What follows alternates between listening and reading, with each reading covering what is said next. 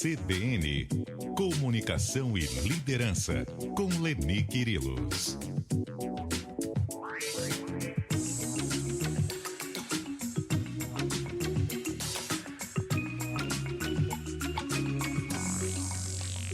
Leni Quirilos aqui com a gente, depois de um bom período de férias. 2 semanas, Sardenberg, não exagere, vai. Não, 2 bom no semaninhas. sentido de qualidade. De qualidade. Ah, E perceba com que mesmo certeza. nesse período ela deixou material gravado, né? Exatamente. Deixou material gravado, mas agora está aqui ao vivo.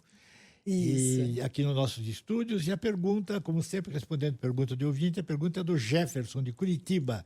Ele diz o seguinte: preciso aprender a demonstrar mais confiança na minha comunicação. E aí? Como é que faz, Como não é é? que faz? Ótimo. Vocês sabem que eu fui pesquisar a respeito e eu me deparei com um livro de um xará do nosso ouvinte Jefferson, que é o Jefferson Fischer, um americano. Ele é um advogado e ele tem um livro, gente, muito interessante chamado Discuta Menos, Dialogue Mais, como transformar suas próximas conversas. E ele traz a respeito dessa questão da confiança, primeiro assim, né, a importância que é realmente, quando a gente falar, construir percepção dessa confiança. Porque é assim que a gente gera adesão às nossas ideias, a gente gera boa vontade por parte dos outros em reagirem positivamente na linha do que a gente está buscando. Agora, é uma perrenga, porque confiança é um sentimento.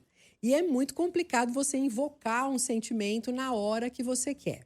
Agora, tem uma dica interessante que eu quero compartilhar, gente, que é o seguinte: cada pensamento nosso gera em nós uma emoção e cada emoção gera uma atitude. Claro que é essencial que a gente cuide do nosso estado interno, então, para que a gente tenha atitudes positivas. Porém, nem sempre esse cuidado com o estado interno está ao nosso alcance. Saber que, na prática, o que vai gerar percepção é a atitude, nos ajuda a focarmos a nossa atenção no comportamento. E comportamento, sim, está no nosso controle, está na nossa autonomia. A proposta é a seguinte: como que eu percebo confiança? Quando eu noto atitudes assertivas na comunicação do interlocutor. Então, quais são os cuidados aí em relação ao Jefferson? Primeiro, a gente relembra que o que constrói percepção é aquele trio de recursos verbais, não verbais e vocais. Então, vamos lá. Do ponto de vista do não verbal, para eu demonstrar confiança, eu preciso me ater à minha postura. Eu devo manter uma postura ereta, com o tronco aberto, com os ombros relaxados, voltados na direção da pessoa com quem eu estou falando ou com o grupo. Eu devo utilizar gestos naturais, evitando posturas de fechamento. Então, por exemplo, falar me protegendo, com as mãos na frente do peito, com os braços cruzados, acaba gerando uma ideia de afastamento. Ainda no não verbal, a importância do olhar direcionado. Então, quando eu quero falar algo que tem um peso importante, uma importância grande, eu tenho que fazer isso olhando no olho do meu interlocutor. Do ponto de vista vocal, tem a ver com usar uma voz que alcance facilmente. Quando a gente fala muito baixo, a gente demonstra um certo desconforto, uma certa insegurança. Então, usar um tom de voz que atinja facilmente o outro. Cuidar da articulação dos sons. É muito típico, Cássia, quando a gente está na dúvida em relação a alguma coisa que nos perguntam, que a gente responde com a boca assim meio fechada. Tipo, estou dando um chute, né? Estou falando aqui uma coisa que eu não tenho muita convicção. Então, caprichar voluntariamente na movimentação ajuda muito. Evitar a monotonia enfatizando, destacando os trechos mais relevantes. E o Jefferson nos traz, o autor, algumas sugestões práticas relacionadas ao verbal. Bom, primeiro assim, eu tenho que organizar as minhas ideias e empacotá-las de uma maneira que faça sentido, que tenha uma linha de raciocínio, um fio condutor. Organizar bem.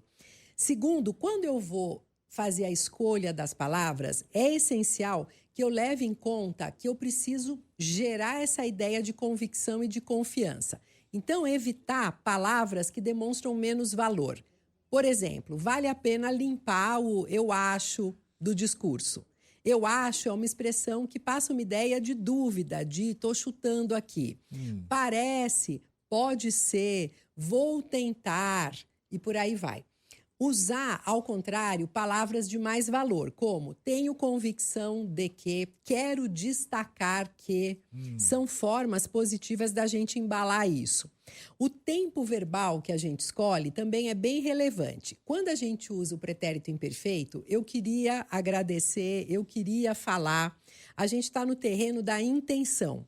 Se eu quero ser assertiva, eu tenho que ir para o terreno da ação. Então, é o verbo no tempo presente. Eu quero agradecer ou eu agradeço agora positivamente, dessa maneira. Expressar as nossas necessidades sem pedir desculpa. Não cabe, olha, desculpe, não sei o quê. Não, eu preciso de tal coisa. Falar o mínimo necessário. Aqui, menos é mais. Quanto menos eu falo, quanto menos palavras, mais eu consigo dar força para os meus argumentos. Eliminar os ruídos, que é o lance do, né? Sabe? Percebe? Entende? Que são expressões também que demonstram a busca pela aprovação.